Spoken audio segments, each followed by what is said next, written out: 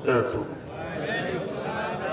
الحمد لله وكفى وسلام على عباده الذين اصطفى. أما بعد، فقد قال الله تعالى في كلامه المجيد: أعوذ بالله من الشيطان الرجيم. بسم الله الرحمن الرحيم. قد أفلح من تزكى وذكر اسم ربه فصلى بل تؤثرون الحياة الدنيا والآخرة خير وأبقى. إن هذا لفي الصحف الأولى صحف إبراهيم وموسى. صدق الله العظيم. ফোর্টনগর খানপাড়া কেন্দ্রীয় কবরস্থান কমিটির উদ্যোগে আয়োজিত দ্বিতীয় বার্ষিক ওয়াজ ও দোয়ার মাহফিল, মুহতারাম সভাপতি, উপস্থিত হযরত উলামায়ে কেরাম, সামনে উপবিষ্ট কোরআন প্রেমিক, ইসলাম প্রেমিক, মুমিন মুসলমান ভাইয়েরা, পর্দার আড়ালের মা ও বোনেরা, মুহতারাম হাজিরিন, স্টেজে কেউ কথা বলেন না, মেহেরবানি করে একটু ডান বামে আমরা একটু খামোশ করি, অল্প কিছু কথা হবে। আপনাদেরকে আগে আশ্বস্ত করি, আমার 11টায় বয়ানে যাওয়ার কথা হলো মহাখালীতে। এখন বাজতেছে কয়টা? 11:15। আমার উস্তাদ মুহতারাম হযরতুল আল্লাম হযরত মাওলানা মুফতি শামসুল আরিফিন খান সাদি সাহেব হুজুর কখনো কোন দাওয়াত যখন দেন, ওখান থেকে ছোটার কোন উপায় থাকে না। সন্তানের কাছে মা, সন্তানের কাছে বাবা যেভাবে আবদার করতে পারে, ছাত্রের কাছে উস্তাদ সেভাবে আবদার করতে পারে। হুজুরের আবদার, হুজুরের দাবি, হুজুরের নির্দেশ অনুযায়ী মূলত আমার আজকে এখানে থাকা। একটু অসুস্থতা, 3 দিন মাহফিল করি নাই, আজকেই প্রথম মাহফিল। আগে আর এক মাহফিলে আসতে পারি নাই। আজকেও যদি আসতে না পারি তাহলে হুজুরের সামনে মুখ দেখানো যাবে না। আসছি তো আসছি, এমন ভাবে বিপদে পড়ছি, চারিদিক দিয়ে মেহমান চলে যাবে, জরুরি যে একটা কথা বলবে। তো সঙ্গত কারণে বিরক্ত হওয়ার কোন সুযোগ নেই, কিন্তু কিভাবে যে ওখানে যাবো জানি না। আপনারা একটু দোয়া করে দিয়েছেন, আপনাদের কাছে দোয়া চাই, আল্লাহ যেন অলৌকিক ভাবে ওখানে পৌঁছায় দেন। আমি বলেন না, আমি খুব লম্বা সময় কথা বলবো না। এই ছোট বাচ্চা, তোমরা কথা বলবো না। একজন লোক একটু ডানে বামে যেন কথা না বলে। আমি খুব অল্প সময় আপনাদের কাছ থেকে বিদায় নিব ইনশাআল্লাহ। মুহতারাম হাজিরিন, পৃথিবীতে এমন কিছু মানুষ আছে যে মানুষের দুটো চোখ নেই, দুটো হাত নেই, দুটো পা নেই, মা নেই, বাবা নেই, ঘর নেই, বাড়ি নেই। এমন মানুষ পৃথিবীতে আছে কি নাই? এমন মানুষও পৃথিবীতে আছে। যেই মানুষটাকে আমরা মনে করি যে ওর থেকে কপাল পোড়া পৃথিবীতে আর কেউ নাই,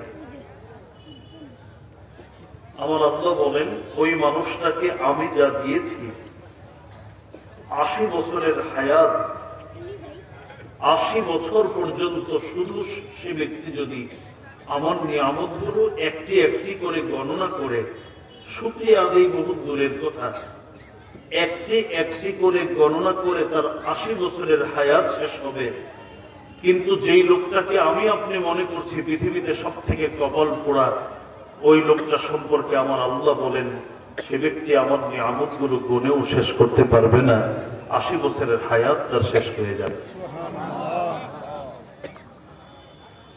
কিন্তু মানুষকে আল্লাহ যত নিয়ামত দান করেন, এই সব নিয়ামতের মধ্যে সব থেকে দামি নিয়ামত হলো একজন মানুষের জীবনের সময়। একজন মানুষের জীবনের সময় হলো তার জীবনের অন্যতম শ্রেষ্ঠ নিয়ামত। মানুষ তার সব নিয়ামতের কদর করলেও আসল নিয়ামত তার জীবনের সময়ের কদর মানুষ করে না। অথচ আমার সব নিয়ামত ভোগ করার জন্য একটা নিয়ামত অপরিহার্য, সেটা হলো আমাকে বেঁচে থাকতে হবে। আমি যদি বেঁচে থাকি আমার ব্যবসা আমার উপকারে আসবে, আমি যদি বেঁচে থাকি আমার এমপি পদ আমার উপকারে আসবে, আমি যদি বেঁচে থাকি তাহলে আমার চাকরি আমার উপকারে আসবে, আমার পদ পদবী আমার উপকারে আসবে, আমার ঘর বাড়ি আমার উপকারে আসবে।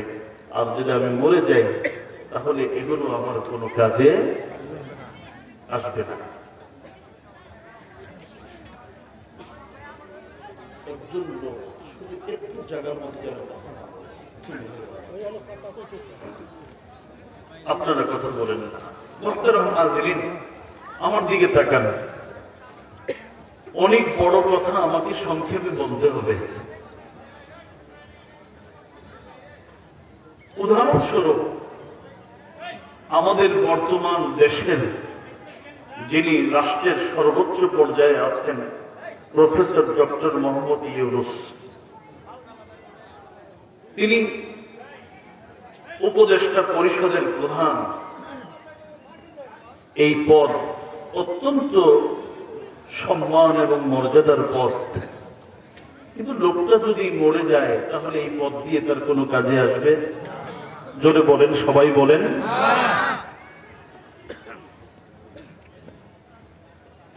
ফেরেশতাদের মধ্যে একজন ফেরেশতা আছেন যাকে মালাকুল মউত বলা হয়।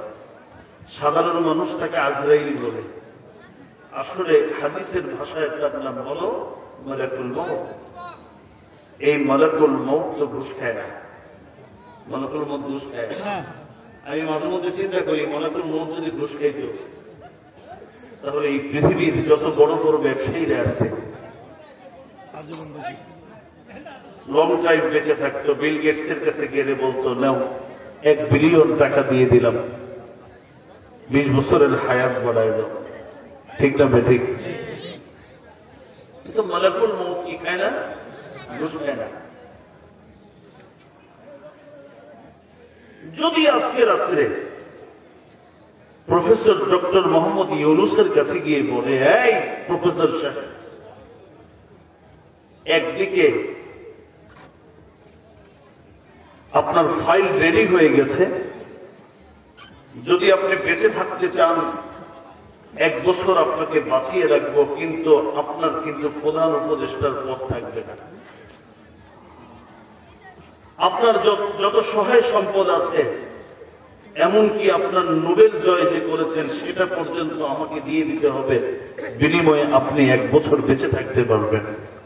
প্রফেসর ইউনূস কি করবে? সঙ্গে সঙ্গে বলবে, আমার কিচ্ছু লাগবো না, গায়ের শুধু সতরটা রেখে সব নিয়ে যাও, আমি 1 বছর বেঁচে থাকতে চাই। ঠিক না বেঠিক? কেন? কারণ আমার সব পদ পদবী, আমার সকল আয়োজন তখনই কাজে আসবে যখন আমি বেঁচে থাকবো। আমি যদি মরেই যাই তাহলে এগুলো আমার কোনো কাজে আসবে না। মুহতারাম হাজিরিন, হায়াত মহান আল্লাহ রাব্বুল আলামিনের কত বড় সম্পদ, এটা বোঝানোর জন্য আমি আমার এক মুসল্লির একটা ঘটনা দিয়ে আমার বয়ান শুরু করতে চাই। আমার একজন মুসল্লি ছিলেন যিনি 5 বারের এমপি ছিলেন, নাম বলবো না আপনাদের কাছে আজকে। আবার অটো এমপি না, ভোটের এমপি। এমপি তো 2 ধরনের। ভবিষ্যতে ইতিহাস যখন লেখা হবে, এমপি বললে, চেয়ারম্যান বললে জিজ্ঞেস করবে, আপনি কি অটো? জিজ্ঞেস করার সম্ভাবনা আছে। উনি জনগণের ভোটের নির্বাচিত 5 বারের এমপি। জীবনের শেষ দিকে আমাদের সাথে তার একটা গভীর সম্পর্ক, দিনই সম্পর্ক। জীবনের মধ্যে একটা পরিবর্তন এসেছে। একদিন আমাকে বললেন, খতিব সাহেব, আমি একটা নিয়ত করেছি গ্রামে একটা মাদ্রাসা করব। আমি শুনে খুব খুশি হলাম, এত চমৎকার একটা নিয়ত করেছেন। আর তিনি বললেন, আমার প্ল্যান হলো কমপক্ষে 7-8-10 বিঘার মধ্যে মাদ্রাসা করব, বিশাল বিশাল অট্টালিকা হবে, এবং এই বিল্ডিং গুলোর মাঝে ঢাকা শহরের শিক্ষা প্রতিষ্ঠানের যত ফ্যাসিলিটিস আছে সব ফ্যাসিলিটিস আমার গ্রামের শিক্ষা প্রতিষ্ঠানে থাকবে। আমি তার কথাগুলো শুনলাম, ভালো লাগলো, বললাম খুব ভালো কথা, তো কবে শুরু করছেন? তিনি বললেন যে আমার একটু সময় লাগবে, কয়েক বছর হাতে সময় নিয়ে একটু বড় আকারে আমি শুরু করব, যেহেতু এমপি শানওয়ালা মানুষ, কাজও তো শানওয়ালা হবে। আমি এমপি সাহেবকে বললাম, এমপি সাহেব সময় নষ্ট না করে ছোট করে শুরু করে দেন, দেরি কাজ শুরু করার দায়িত্ব আপনার। এই কাজ আমার আল্লাহ কাকে দিয়ে পূর্ণতা দিবেন এটা তিনি ভালো জানেন, আপনি একটু শুরু করে দেন। আরেকটা কথা বললাম, এমপি সাহেব, মানুষের আসার সিরিয়াল থাকলেও যাওয়ার কিন্তু সিরিয়াল নেই, কখন আমার রব কাকে ডাকবেন বলা যায় না। এমপি সাহেব আমার কথাটা শুনে সিদ্ধান্ত পরিবর্তন করলেন, এবার টিন শেড দিয়ে মাদ্রাসা কাজ শুরু করে দিলেন। কাজ যখন শেষ হলো, তিনি আমাকে হেলিকপ্টার যোগে নিয়ে গেলেন তার গ্রামের বাড়িতে। স্থানীয় ওলামায়ে কেরামকে পাশে নিয়ে আমরা মাদ্রাসা উদ্বোধন করলাম। বললাম, এমপি সাহেব সব আয়োজন করলেন, মসজিদ হলো, মাদ্রাসা হলো, একটা কবরস্থান দরকার, তাছাড়া আপনি ইন্তেকাল করলে আপনারও তো একটা কবর থাকা দরকার, কোথায় আপনার কবর হবে? খতিব সাহেব, এখনো তো এগুলো ভাবিনি। আমি বললাম, এখনো ভাবেন নাই, কবে ভাববেন? আজকেই সিদ্ধান্ত নেন, আপনার কোন জায়গা আছে যেখানে কবরস্থান বানানো যায়। দেখলেন এই জমিগুলো আমার, সেখান থেকে একটা জায়গা আমরা পছন্দ করলাম, এটা হলো কবরস্থানের জায়গা। সকল আয়োজন সম্পূর্ণ করে ঢাকাতে ফিরলাম। এয়ারপোর্টে বিদায়কালে আমাকে বললেন, খতিব সাহেব, যেদিন থেকে আপনার সাথে আমার সম্পর্ক হয়েছে কোনোদিন আপনার পিছনে জুমার নামাজ ছাড়ি নেই, তবে এই প্রথম আগামী জুমাটা আপনার পিছনে পড়তে পারবো না। জিজ্ঞেস করলাম কেন? তিনি বললেন, আমি একটু সিঙ্গাপুর যাব রেগুলার চেক আপ করাবার জন্য। বিদায় দিলাম। সপ্তাহের শুরুতে 4-5 দিন বাকি। আমি সাধারণত শুক্রবার কারোর সাথে কথা বলি না, পড়ালেখা করতেছি রুমের মধ্যে বসে বসে।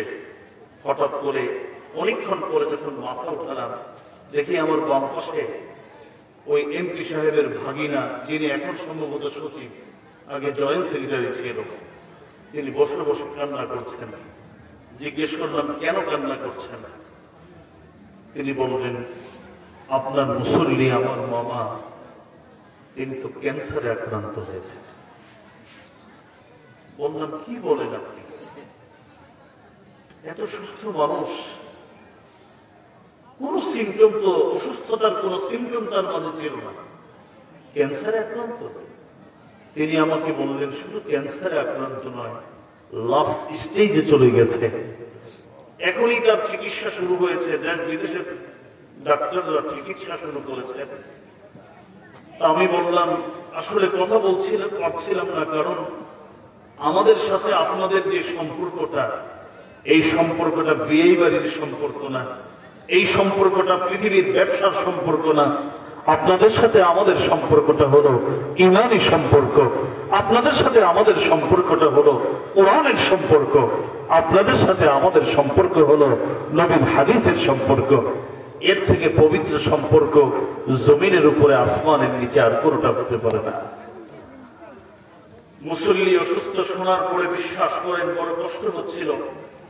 তিনি আমাকে বললেন, এমপি সাহেব একটি অনুরোধ আপনার কাছে রেখেছেন, অনুরোধটা হলো আপনার কাছে অনুরোধ, আপনি যেন একটু সিঙ্গাপুরে যান, তিনি আপনার সাথে কিছু কথা বলবেন।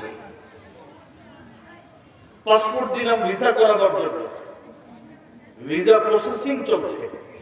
ঠিক এমন অবস্থায় সংবাদ আসলো, পৃথিবী সারা ডাক্তাররা বলে দিয়েছেন ওনারা সুস্থ হবার সম্ভাবনা নেই। আমাদের যত সামর্থ্য ছিল সব প্রয়োগ করেছে, এখন পৃথিবীর বিচারে সুস্থ হওয়ার কোনো সম্ভাবনা নেই, দ্রুত তাকে দেশে নিয়ে যান। এয়ার অ্যাম্বুলেন্স করে বর্তমান এভার কেয়ার হসপিটাল, আগে যার নাম ছিল অ্যাপোলো হসপিটাল, সেখানে নিয়ে আনা হলো। আমি গেলাম দেখার জন্য, তিনি দুটো কথা বলেছেন। কথা দুটো বলতে আমি, এক নম্বর কথা হলো, খতিব সাহেব জীবন প্রায় 70 বছরের জীবনের সময় যে এত দামি বুঝতাম না, অনেক সময় নষ্ট করেছি। এখন হাতে মনে হয় সময় খুব কম, কাজ তো অনেক বেশি, অল্প সময়ে অনেক কাজ। কোনটাকে আগে করব, কোনটাকে পরে করব, আমাকে একটু বলে দেবে।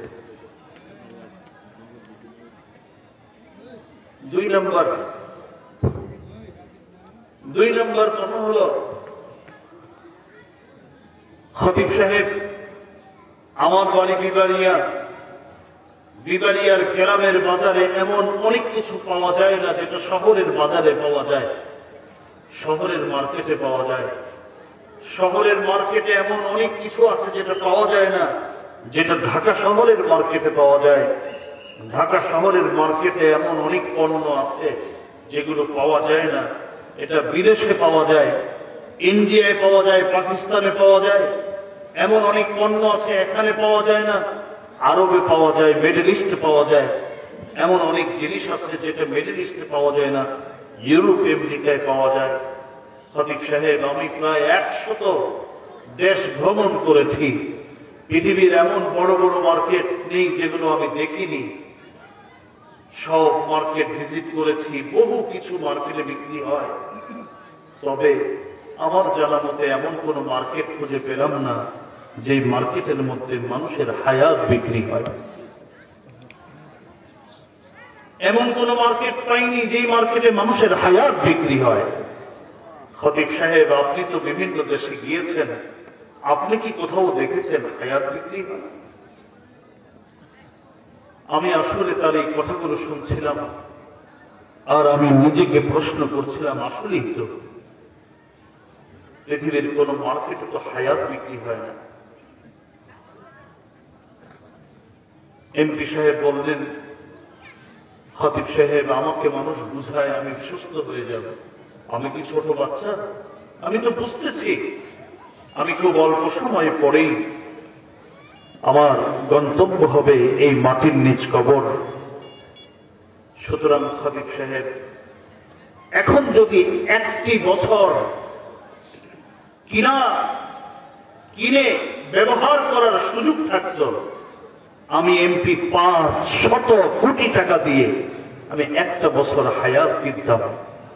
আছে কি পৃথিবীর কোথাও হায়াত বিক্রি হয়? মুহতারাম হাজিরিন, লম্বা বয়ান করার সুযোগ নেই, শুধু এতটুকু কথা বলি। পৃথিবীতে সবকিছু পেলেও মানুষ হায়াত যে পাবে না। হায়াত বড় দামি, অথচ এই দামি জিনিসটাকে প্রতিদিন আমি আপনি অগণিত পরিমাণ নষ্ট করছি। আমার ব্যবসার হিসাব আমার কাছে আছে, আমার চাকরির হিসাব আমার কাছে আছে, আমার রাজনীতির হিসাব আমার কাছে আছে, কিন্তু আমার ভাইয়েরা, আমার বোনেরা, আমাদের কাছে আমাদের হায়াতের হিসাব নেই। প্রতিদিন এত পরিমাণ সময় আমি নষ্ট করছি। হ্যাঁ, কিছু কিছু মানুষের কাছে হায়াতের মর্যাদা আছে, কদর আছে। কোথায় জানেন? মসজিদে গেলে তার হায়াতের কদর বাড়ে, তখন তার সময়ের কদর। 3 মিনিট বয়ান বেশি হয়েছে তো সেখানে সময়ের কদর আছে। নামাজ 2 মিনিট লম্বা হয়েছে, সেখানে তার সময়ের কদর আছে। সারাদিন যে অজস্র কাজ করছে সেখানে তার সময়ের কোনো কদর নেই। এই যে বসে আছেন আপনারা লম্বা সময় যাবত, জানেন কি পুরস্কার আপনাদের জন্য? নবীজি হাদিস শরীফের মধ্যে বলেছেন, আল্লাহর নবীর হাদিস বুখারী, মুসলিম, তিরমিজি সহ বহু হাদিসের কিতাবের মধ্যে এসেছে, যতক্ষণ পর্যন্ত কোরআন সুন্নাহর আলোচনায় আপনারা বসা থাকবেন, বৃষ্টির পানি যেভাবে আকাশ থেকে অনবরত বর্ষণ হতে থাকে, জমিনে পড়তে থাকে, বান্দার জিন্দেগীর গুনাহগুলো তার জীবন থেকে জমিনের মধ্যে সেভাবে ঝরে পড়তে থাকে। মুহতারাম হাজিরিন, 10-15 মিনিট বয়ান শোনার মতো মানসিকতা আছে তো? তাহলে আমার সাথে একটু আপনারা কথা বলেন, কোরআনুল কারীম কয় পারা বিশিষ্ট? 30 পারা। মাশাআল্লাহ, কয় পারা? সবাই বলেন। 30 পারা। 30 পারা কোরআনের মধ্যে সর্বমোট সূরার সংখ্যা কত? 100। যারা পারেন বলবেন, যারা পারেন না আমার সাথে শুনে শুনে বলবেন। 30 পারা কোরআনের মধ্যে সর্বমোট সূরার সংখ্যা 114টি। কয়টি? আমি কোরআনুল কারীমের 87 নং সূরা সূরাতুল আ'লা জুমার দিন বিভিন্ন মসজিদের খতিব সাহেবরা যে সূরাটা সবথেকে বেশি তেলাওয়াত করেন, سبح اسم ربك الأعلى الذي خلق فسوى والذي قدر فهدى والذي أخرج المرعى فجعله غثاء أحوى। সূরাটা শুনছেন তো? মাশাআল্লাহ। আমি এই সূরার 14 নম্বর আয়াত থেকে শেষ পর্যন্ত তেলাওয়াত করেছি। এই আয়াতগুলো সম্পর্কে পৃথিবী সারা তাফসীরের কিতাব তাফসীরে কুরতুবী, আমি তাফসীরে কুরতুবী থেকে কয়েকটি কথা আপনাদেরকে শোনাচ্ছি। রাসূলুল্লাহ সাল্লাল্লাহু আলাইহি ওয়াসাল্লামের যুগে দুজন ব্যক্তি, দুজনের লেবাস সুন্দর, পোশাক সুন্দর, দাড়ি আছে, দাড়িও সুন্দর, এক কথায় উপর সুন্দর, কিন্তু দুজনের ভিতর সুন্দর না। দুজনের মধ্যে লেবাস দুজনের সুন্দর হলেও ভিতর একজনেরটা সুন্দর, আরেকজনেরটা অসুন্দর। সহজ ভাষায় যদি বলি, একজন হলো মুমিন, আরেকজন হলো মুনাফিক। এই দুজনের মধ্যকার একটি ঘটনা এই তাফসীরের কিতাবের মধ্যে এসেছে। ঘটনাটি কি? মুনাফিক ব্যক্তির বাড়িতে একটা খেজুর গাছ লাগিয়েছে। কি গাছ? খেজুর গাছ। আমার সাথে বলবেন, মুনাফিক ব্যক্তির বাড়িতে একটা খেজুর গাছ লাগিয়েছে। খেজুর গাছটা কুদরতি ভাবে গোড়াটা মুনাফিকের বাড়িতে, কিন্তু গাছের আগাটা, মাথাটা হলো ইমানদার আনসারী সাহাবীর বাড়ি। আছে না এরকম গাছ? সারা বছর মুনাফিক ব্যক্তি মেহনত করে, যত্ন করে, খোঁজখবর নেয় খেজুর গাছের। বছর শেষে যখন খেজুর পাকে, তো ওই 2-4টা করে খেজুর প্রতিদিন পড়ে, ইমানদারের সন্তান ওখান থেকে খেজুর গুলো উঠে উঠে খেয়ে ফেলে। মুনাফিক ব্যক্তি তেলে বেগুনে জ্বলে, আমার সন্তান খেতে পায় না, কষ্ট করি আমি, আর এই মুসলমানের সন্তান খায়, সহ্য পায় না। একদিন আনসারী সাহাবীকে বলল, এই তোমার সন্তানরা আমার পাকা খেজুর গুলো খায় আর আমার সন্তানগুলো চাইয়া থাকে, আমার তো সহ্য হয় না। আনসারী সাহাবী বললেন, দেখো আমি তো বড় মানুষ, আমরা বড় মানুষ, আমরা তো খাই না, ছোট বাচ্চা 2-4টা খেজুর খেয়ে ফেলে, তুমি আল্লাহর জন্য এটা মাফ করে দাও না। আমরা তো বড় মানুষরা খাই না, ছোট মানুষ বোঝে না দেখে খায়। কিন্তু মুনাফিক বলে, দেখো এই জাতীয় ওয়াজ করে লাভ নেই, আমি তোমার এই ওয়াজ শুনতে রাজি না। আমার খেজুর গাছের খেজুর যেহেতু কষ্ট আমি করি, খেজুর গাছের খেজুর আমি এবং আমার সন্তান খাবে, তোমার সন্তান খেতে পারবে। এরপরও যদি খাও তাহলে আমি বিচার কিন্তু এটা এখানে আর রাখবো না, বিচার আমি বিশ্বনবী রহমতুল্লিল আলামিনের দরবারে গিয়ে দেব। পরের বার যখন খেজুর পড়ছে আর ইমানদারের সন্তান খেয়ে ফেলেছে, এবার বিচার নিয়ে নবীজির খেদমতে চলে গেছে। আল্লাহ নবীকে গিয়ে বলে, ওগো নবীজি, খেজুর গাছ লাগালাম আমি, সারা বছর দেখভাল করি আমি, আর খেজুর পেকে যখন পড়ে তখন ইমানদারের সন্তান খায়, আমার তো সহ্য হয় না, আপনার খেদমতে চলে এসেছে। বিশ্বনবী রহমতুল্লিল আলামিন মুনাফিককে ডাক দিয়ে বলেন, এই আল্লাহর বান্দা, খেজুর গাছ তো আল্লাহর দান, খেজুর গাছ থেকে 2-4টা খেজুর পড়ে তোমার ইমানদার ভাইয়ের সন্তান খায়, তোমার ইমানদার ভাইয়ের সন্তান খায়। এই 2-4টা খেজুর যদি তুমি তোমার ইমানদার ভাইয়ের সন্তানের জন্য সদকা করে দাও, আল্লাহ তাআলা তোমাকে জান্নাতের খেজুর গাছের খেজুর দিয়ে মেহমানদারি করাবেন। জান্নাতের খেজুর গাছের খেজুর দিয়ে তোমার মেহমানদারি করাবেন যদি তুমি তোমার ইমানদার ভাইয়ের সন্তানের জন্য এই সামান্য খেজুর সদকা করতে পারো। মুনাফিক বলে কি, ওগো নবীজি বিচার করলেন, বিচার বুঝলাম, কিন্তু একটা জিনিস বুঝি নেই। কি বুঝো নাই তুমি? বুঝি নেই হলো আপনি আমার থেকে ওই আমার ভাইকে যেটা দিলেন ওটা তো নগদ দিলেন, কিন্তু আমাকে যেটা দিলেন ওটা তো বাকি, তাও কি 1-2 সপ্তাহ বাকি? আমাকে জান্নাতের খেজুর গাছের খেজুর দিয়ে আল্লাহ মেহমানদারি করাবেন, ভালো কথা। আমার বয়স মাত্র 40-45, কবে আমি মরবো, কবে আমার হাসর কায়েম হবে, আর কবে জান্নাত জাহান্নামের ফয়সালা হবে, আর ওখানে গিয়ে জান্নাতের খেজুর গাছের খেজুর দিয়ে আমার মেহমানদারি করাবেন। ওগো নবীজি বিচার বুঝলাম, কিন্তু নগদ আর বাকির দূরত্বটা বেশি হয়ে গেল, বিচারটা আমার মন পুত হলো না।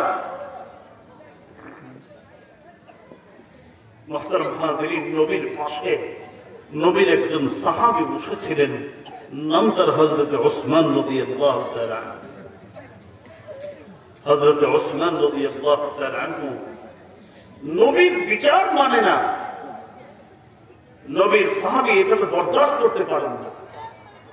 আপনারা প্রসিদ্ধ ঘটনা জানেন, মুসলিম অমুসলিম দুজন বিচারের জন্য নবীজির কাছে গিয়েছেন। সেখানে মুসলমান আসলে ন্যায় সঙ্গত ছিল না, অমুসলিম ন্যায়ের পথে ছিল। নবীজি অমুসলিমের পক্ষে রায় দিয়েছেন। মুসলমান চিন্তা করলো, উমর তো একটু অমুসলিমদের বিষয়ে একটু কড়া, আমি উমরের কাছে গিয়ে বিচারটা আবার রিভিউ করতে বলি, যে বিচারটা আবার যেন করা হয়। হযরত ওমরের কাছে সে বলে, জানো নবীর কাছে গিয়েছিলাম আমরা দুজন, নবীজি ওর পক্ষে রায় দিয়েছেন, আসলে বিচারটা আমার পছন্দ হয়নি। হে ওমর, তোমার কাছে এসেছে, তুমি একটু বিচারটা করে দাও। হযরত ওমর ভিতর থেকে তরবারিটা এনে গর্দানে রেখে বললেন, নবীর বিচার যে মানে না তার গর্দান উড়িয়ে দেওয়াই হলো পৃথিবীর সব থেকে ইনসাফের বিচার। নবীর সাহাবী হযরত ওসমান নবীকে বলেন, ওগো নবীজি, মুমিন ভাইয়ের সন্তানের জন্য যদি খেজুর সদকা করা হয়, জান্নাতের খেজুর গাছের খেজুর দিয়ে আল্লাহ মেহমানদারি করাবেন। এই কথাটা যে বলেছেন, এটা কি এই কপাল পোড়ার জন্য? শুধু কি এই কপাল পোড়ার জন্য না, এই ঘোষণা আমাদের সবার জন্য। আল্লাহর নবী বলেন, ওসমান, এটা শুধু এই কপাল পোড়ার জন্য নয়, এই ঘোষণা শুধু তোমার জন্য নয়, কিয়ামত পর্যন্ত আলে ওয়াদা আমার তামাম উম্মতের জন্য।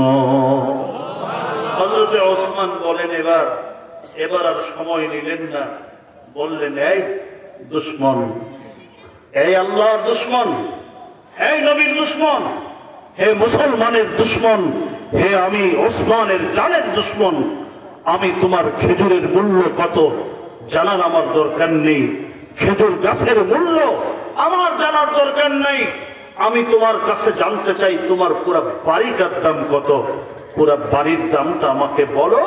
আমি এই মুহূর্তে তোমার বাড়িটা কিনে আল্লাহ নবী বিশ্ব নবী রহমাতুল্লিল আলামিনের পায়ের নিচে আমি রেখে দেব। আমার নবী যার জন্য মনে চায় তাকে সদকা করবে, বিনিময়ে আমি আল্লাহর হাত থেকে জান্নাতের খেজুর গাছের খেজুরের আপ্যায়ন গ্রহণ করব। আপনাদের এলাকার অবস্থা কি জানি না, ঢাকা শহরে যদি কোনো জমি বিক্রি করার নিয়ত না থাকে তাহলে তার দাম 1 লাখ যদি দাম হয় বাস্তবে, তাহলে এই দামটা চাওয়া হয় কমপক্ষে 10 লাখ। আপনাদের এলাকায় কি এরকম আছে? আচ্ছা, এটা উচিত নয়। আমার 10 বিঘা জমি আছে আর আমার এই ভাইয়ের 6টা সন্তান, 10 হাত জমি যদি আমি তাকে ইনসাফ দামে বিক্রি করে দেই তাহলে সে তার সন্তান নিয়ে একটু ভালো থাকবে। আমি যদি এই নিয়তে করতে পারি, যতদিন বাড়িটা থাকবে ততদিন পর্যন্ত আমি সাদকায়ে জারিয়ার সওয়াব পাবো। আমার ভাইয়েরা, মুনাফিক চিন্তা করলো আমি জান্নাত নিব না, তোরও জান্নাত পাইতে দিব না। বাড়ির দাম উদাহরণস্বরূপ 1 লাখ টাকা, চায়া বসছে 1 কোটি টাকা। দাম কত? 1 লাখ, চাইছে কত? 1 কোটি। উদ্দেশ্য হল ওসমান পারলে আমার সামনে থেকে আমার মুখে জান্নাত নবী উঠাই দিছিল, আমি আমার অপকর্মের কারণে জান্নাত পেলাম না, তোরও জান্নাত পেতে দেব না। পারলে নেই। অত হযরত ওসমানকে চিনি না। ওসমান কে? ওসমান তো ওই সাহাবী। মদিনায় দুর্ভিক্ষ হচ্ছে, মদিনায় দুর্ভিক্ষ চলছে, নবীর সাহাবীরা মরার উপকরণ। হঠাৎ সংবাদ আসলো মদিনার মধ্যে ব্যবসায়ী পণ্য ঢুকতে শুরু করেছে। কার কার ব্যবসায়ী পণ্য আসছে? পুরো মদিনার মধ্যে আওয়াজ, হযরত ওসমানের ব্যবসায়ী পণ্য মদিনার মধ্যে প্রবেশ করতে শুরু করেছে।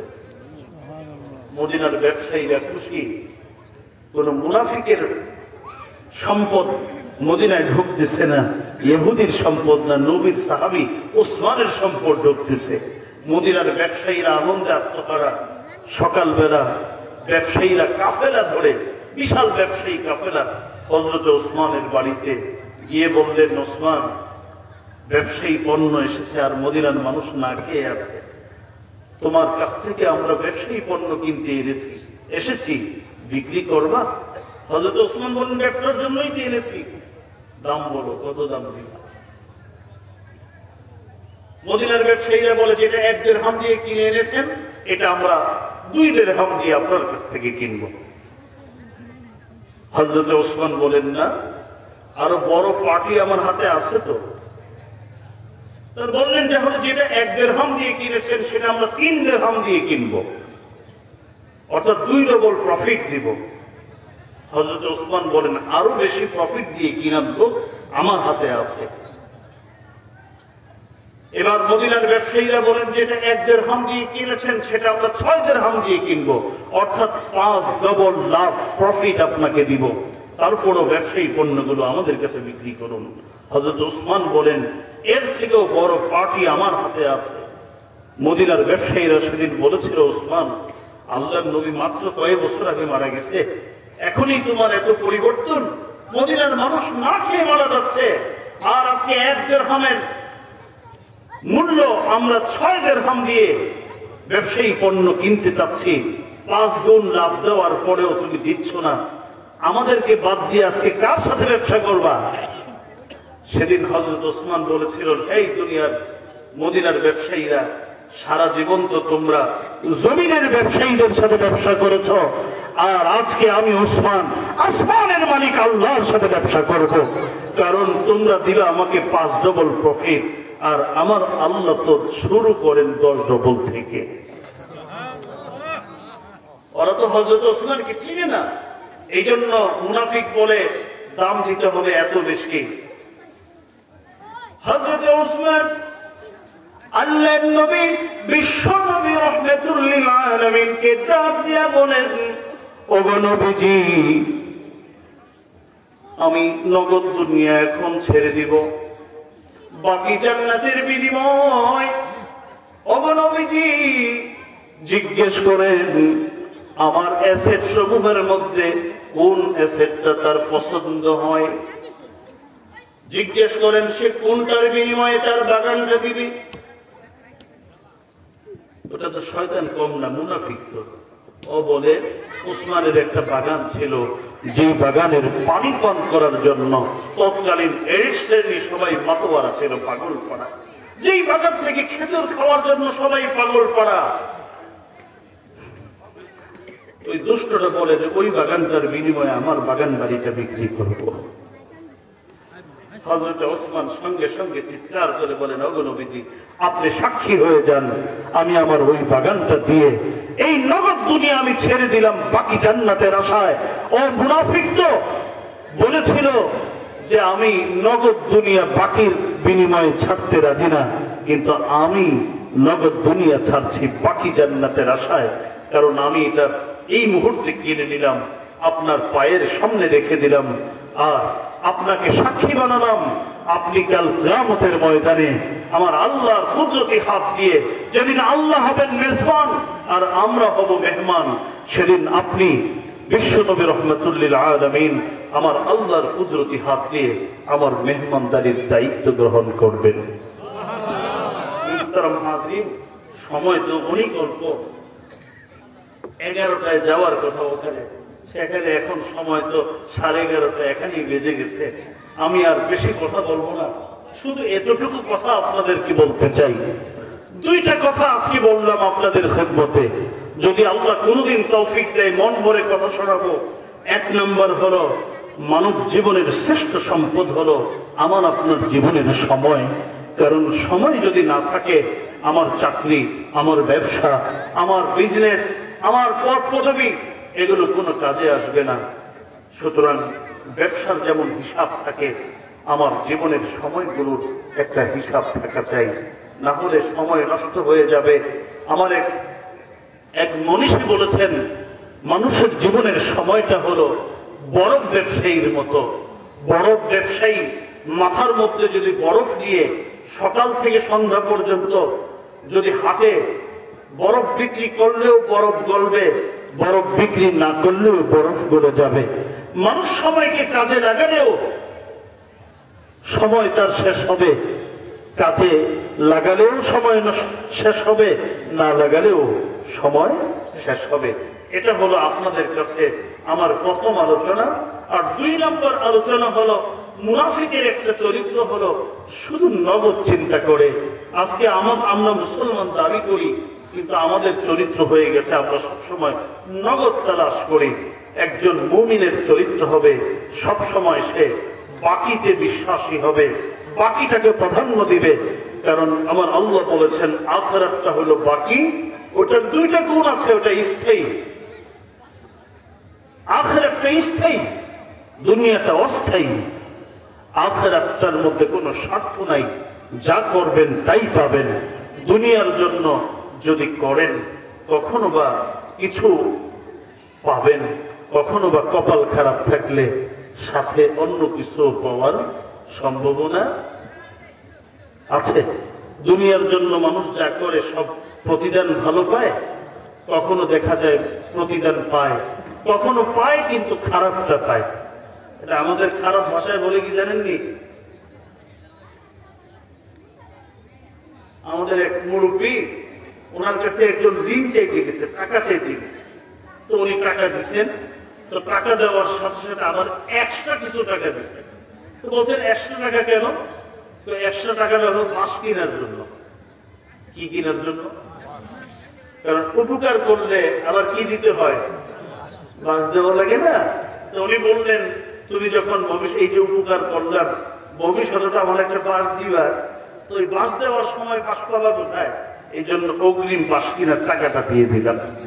দুনিয়া হলো এরকম, আপনি যার জন্য, যেই দুনিয়ার জন্য করবেন 70 বছর, এমনও হতে পারে দুনিয়া ভুলে যাবে, আপনার জন্য করবে না। অথবা করবে, আপনি করেছেন 100%, সে করবে আপনার জন্য 1%। আর কপাল খারাপ থাকলে যার জন্য আপনি করবেন সে উল্টাটা দিবে আমাকে। আর আখিরাতের জন্য আপনি যদি 1 করেন, আমার আল্লাহ কমপক্ষে 10 গুণ দিবেন, 700 গুণ পর্যন্ত দিতে থাকবেন। 2 নম্বর, আখিরাতে যেটা দিবেন সেটা স্থায়ীভাবে দিবেন। আল্লাহ রাব্বুল আলামিন আমাদেরকে এই দুনিয়া এবং আখিরাতের বাস্তবতা বোঝার এবং সেই অনুযায়ী জীবন করার তৌফিক দান করুন, আমিন। ওয়া আখিরু দাওয়ানা আনিল হামদুলিল্লাহি রাব্বিল আলামিন। আসসালামু আলাইকুম ওয়া রাহমাতুল্লাহি ওয়া বারাকাতুহু।